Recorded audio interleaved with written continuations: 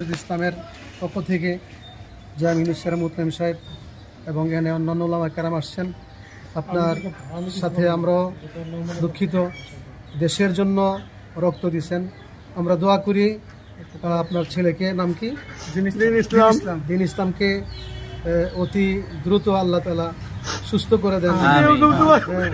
হ্যাঁ, আমরা সংক্ষিপ্তভাবে একটু তার চিকিৎসার জন্য অল্প সাহায্য নিয়ে আসছি।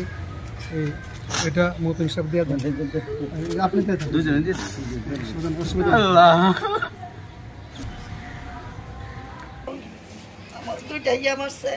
গুলি করছে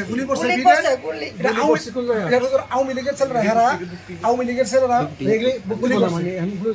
গুলি করছে ফিটে করছে না, বুকে লাগছে। হাসপাতাল আছে ঢাকাতে, ঢাকা মেডিকেলে আছে। ঢাকা মেডিকেল অবস্থা কেমন? অপারেশন হয়েছে দেওয়ার জন্য আসছি, আপনাকে সান্ত্বনা দেওয়ার জন্য আসছি। আমরা হেফাজতে ইসলাম বাংলাদেশের পক্ষ থেকে আসছি, আমাদের জামিয়া নসিহার সম্মানিত মুহতামিম সাহেবকে নিয়ে আসছি। আমরা দোয়া করি আপনার ছেলেকে আল্লাহ তাআলা দ্রুত সুস্থতা দান করুন এবং আমরা অল্প সহযোগিতা, চিকিৎসা বাবদ অল্প সহযোগিতা আপনাকে করতেছি। এটা শরীর থাকুন, অনেক টাকা তো লাগবে, আল্লাহ সুস্থ করে দিবে।